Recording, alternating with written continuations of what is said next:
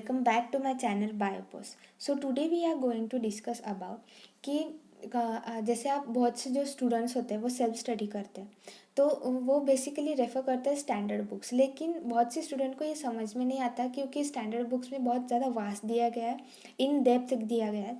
तो कौन से चैप्टर्स आपको रेफ़र करने हैं और कौन से नहीं, ये हम आज के वीडियो में डिस्कस करेंगे। तो हम डिस्कस करेंगे डेवलपमेंटल बायोलॉजी के लिए। तो मोस्टली हम डेवलपमेंटल बायोलॉजी के लिए गिलबर्ट जो स्टैंडर्ड बुक आती है वही रेफ़र करते हैं। तो हम गिलबर्ट में 22 चैप्टर्स दिए गए, तो उन 22 चैप्टर में से आपको क्या क्या पढ़ना है वो हम आज के वीडियो में डिस्कस करेंगे। तो जो फर्स्ट चैप्टर है वो इंट्रोडक्टरी चैप्टर है। अगर आपको पता करना है कि डेवलपमेंटल बायोलॉजी है क्या, कैसे क्या क्या होता है डेवलपमेंटल बायोलॉजी में, तो आप जो फर्स्ट चैप्टर होता है developmental biology the anatomical tradition, ये आप रेफ़र कर सकते हो फॉर ए इंट्रोडक्शन। बाद में life cycle and evolution of developmental patterns. अब जैसे हमें पता है कि फर्टिलाइजेशन होता है, बाद में क्लीवेज होता है, बाद में गैस्ट्रुलेशन होता है, ये कैसे हो गई, ये एक लाइफ साइकिल हो गई। तो ये लाइफ साइकिल कैसी होती है ये आप सेकेंड चैप्टर में रेफ़र कर सकते हो, लाइफ साइकिल। बाद में इसमें आप देख सकते हो फ्रॉग की लाइफ साइकिल, आप इसमें पढ़ सकते हो फ्रॉग की life cycle. The evolution of developmental patterns in unicellular protista, ये आपको पढ़ने की ज़रूरत नहीं है, और मल्टी सेलुलरिटी ये भी नहीं। और इसके बाद डेवलपमेंटल पैटर्न्स अमॉन्ग द मेटोजोआ, आपको इस चैप्टर में पढ़ना होगा फ्रॉग की life cycle, introduction of life cycle और डिफ्रेंसिएशन इन डिट्योस्टिलियम डिस्कॉइडियम, इतना आपको पढ़ना पड़ेगा सेकेंड चैप्टर में से। थर्ड चैप्टर में दिया गया है प्रिंसिपल ऑफ एक्सपेरिमेंटल एम्ब्रियोलॉजी। इसमें आपको दिया गया है सेल स्पेसिफिकेशन, जैसे कि ऑटोनॉमस स्पेसिफिकेशन, कंडीशनल स्पेसिफिकेशन, ये जो स्पेसिफिकेशन होता है ये सब कुछ थर्ड चैप्टर में दिया गया है, तो आपको थर्ड चैप्टर पूरा पढ़ना पड़ेगा।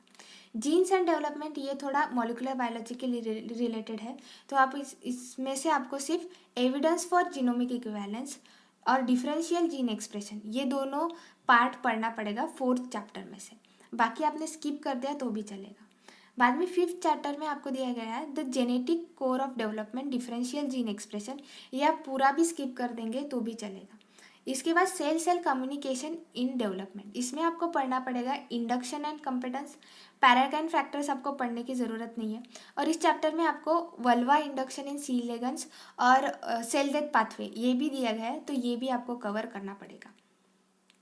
सेवेंथ चैप्टर में फर्टिलाइजेशन ये चैप्टर आपको पूरा पढ़ना पड़ेगा क्योंकि उन्होंने दिया गया है कैसे फ्यूजन होता है, रीअरेंजमेंट होता है, ये पॉलिस्पर्मी, प्रिवेंशन ऑफ पॉलिस्पर्मी, ये पूरा दिया गया है, तो आपको फर्टिलाइजेशन पूरा पढ़ना पड़ेगा। इसके बाद early development in selected invertebrates. So जो यह चैप्टर आपने स्किप भी कर दिया तो भी चलेगा, लेकिन क्लीवेज और गैस्ट्रुलेशन जो है, जो इंट्रोडक्शन है, ये इस चैप्टर में दिया गया है, तो आप ये पूरा चैप्टर में से जो इंट्रोडक्टरी पोर्शन है क्लीवेज का, गैस्ट्रुलेशन का, ये आप पढ़ सकते हो। बाद में 9th चैप्टर तो आपको पूरा ही पढ़ना पड़ेगा, एक्सिस स्पेसिफिकेशन इन ड्रोसोफिला। बाद में early development and axis formation in amphibians.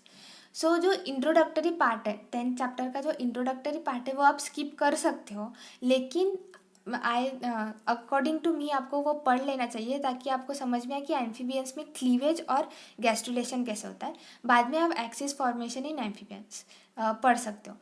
CSR net की सिलेबस में दिया गया है कि सिर्फ एक्सिस फॉर्मेशन इन एम्फीबियंस, लेकिन आप इंट्रोडक्शन भी अगर पढ़ लोगे तो अच्छा होगा। इसके बाद 11th चैप्टर में दिया गया है कि early development of vertebrates in fish, birds and mammals.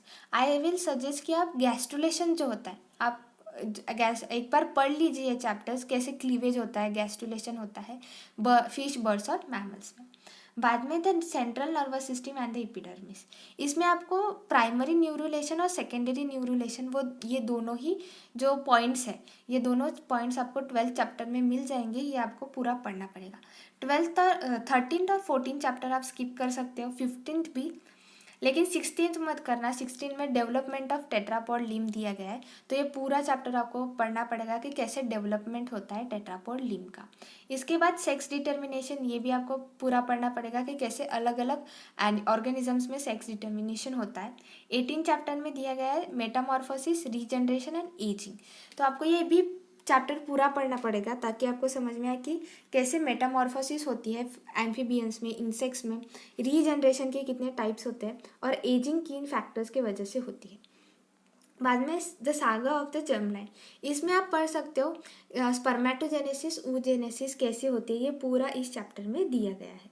बाद में ओवरव्यू ऑफ प्लांट डेवलपमेंट, तो ये पूरा चैप्टर जो है ओवर 21 ये आपको पढ़ना पड़ेगा, 20 आपको पूरा चैप्टर पढ़ना पड़ेगा। 21 में कि एनवायरमेंट कैसे एनिमल के डेवलपमेंट को अफेक्ट करता है, कैसे एनिमल के डेवलपमेंट को रेगुलेट करता है 21। इसके बाद आपको 22 चैप्टर आपने स्किप भी कर दिया तो भी कोई प्रॉब्लम नहीं। सो आई होप आपको समझ में आ गया होगा। अगर आप गिलबर्ट डेवलपमेंटल बायोलॉजी के लिए रेफर कर रहे हो तो आपको कौन से चैप्टर स्किप करने हैं, कौन से चैप्टर पढ़ने हैं और कौन से चैप्टर में से कौन से पॉइंट्स पढ़ने हैं। सो if you are liking my videos, please like, share, comment and subscribe to my channel. Thank you.